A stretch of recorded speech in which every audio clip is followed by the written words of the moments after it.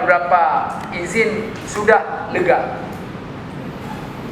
Saya sudah lega, saya akui ya. Mudah-mudahan mungkin nanti kalau kita kurang percaya, ayo sama-sama ke Banda Aceh, karena ini otonominya izinnya tetap di provinsi sekarang, bukan lagi di kabupaten. Ya. Makanya juga saya penegaskan kepada pihak PT Megalani. PT Megalani sekarang ini pergunakan saja Undang-Undang Nomor 3 Tahun 2020 itu tentang Undang-Undang Minerba. Cukup jelas. Ya, siapa yang melakukan pertambangan di dalam lokasi Megalani, lapor aja. Nanti akan kena pasal 158. Itu pidana selama 5 tahun, denda 100 miliar. Maka hari ini saya pikir PT Megalani silakan tempuhkan jalur hukum, supaya jangan ada lagi ilegal di lapangan. Ya, saya dukung nih Pak.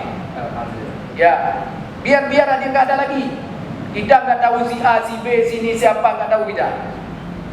Ya, juga kalau misalnya ada saya punya beko saya dikasihkan oleh orang nanti, misalnya Pak Ramli SE ada juga beko sana, silakan lapor. Ya, silakan lapor Pak.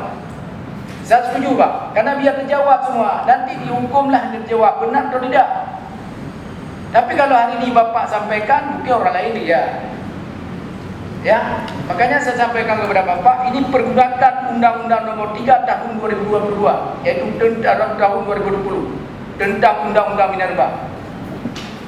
Itu sudah cukup jelas Pak. Ya, makanya hari ini supaya jangan dilakukan nanti ada duduk lagi, sebaiknya juga DPR turun ke lapangan dulu, tinjau benar atau tidak. Bukan perlu pansus, kita turun ke lapangan. Amin. Saya setuju. Nanti kita hitung sama siapa-siapa yang ilegal, siapa-siapa yang legal. Ya, tapi satu Pak, Bapak yang penting sekarang harus memikirkan juga nanti walaupun sudah berproduksi, karena juga rank 1 itu harus dapat tenaga kerjanya, dan juga mungkin yang kerjasama yang ada beko-beko masyarakat itu Bapak pegang. Itu harus dikerjakan dulu Pak. Yang ketiga saya juga mohon kepada Bapak, ini jangan lupa ya, sumbangan pembangunan untuk Kabupaten Aceh Barat. Itu tolong Pak. Ya, karena ada tambang-tambang lain, kami juga perbedaan kemarin karena saya sudah sampaikan kemarin kita membuat pertemuan di sini sudah dari PT Megalani, walaupun mungkin untuk hari ini untuk uji coba tahun pertama 1 miliar. Ya, 1 miliar. Mudah-mudahan nanti kalau bisa disetorkan berubah, supaya ada nampak bahwa PT Megalani ada pernah menyumbang untuk Kabupaten Aceh Barat.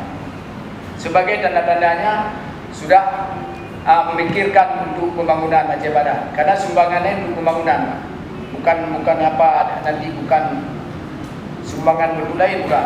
Karena juga ada kami lihat tambang-tambang lain. Kemarin kami lihat juga dari PT MIPA ada tahun ini 12 miliar lebih. Mungkin tahun depan nanti MIPA akan kami tekan lagi untuk kita tambah lagi. Ya, yang penting sehat dulu Pak. Produksinya sehat lapangan. Mungkin kalau produksinya nggak sehat, apa kita setor? Ya, jangankan setor, bayar ke upah tenaga kerja mungkin nggak ada. Makanya untuk hari ini Bapak ambillah suatu tegasan hari ini, seperti yang saya sampaikan. Laporkan kepada penegak hukum. Kan ada data sama Bapak, nah mungkin nggak ada data sama Bapak. Saya biar ini ada juga data. Ada data siapa-siapa yang ada ilegal, beko ilegal di sana. Bapak udah ada data. Saya aja bukan punya PT ada juga. Ya, makanya Bapak dilaporkan terus Pak. Siapa-siapa itu, mungkin juga untuk pembelajaran yang lain-lainnya. Ya, nanti mungkin kalau sudah berhadapan dengan Undang-Undang Nomor 3 Tahun 2020 tentang minerba, itu baru nanti ada efek jerahnya. Apakah 1, 2, 3, 4 itu nanti Bapak laporkan. Mungkin dengan itu Bapak lakukan aman lapangan. Mungkin itu aja. Sekian dan terima kasih. Ya, terima kasih. Apa lagi? Ya. Ini dukungan dari Dewan sudah ada. Alhamdulillah. Karena seperti saya katakan tadi,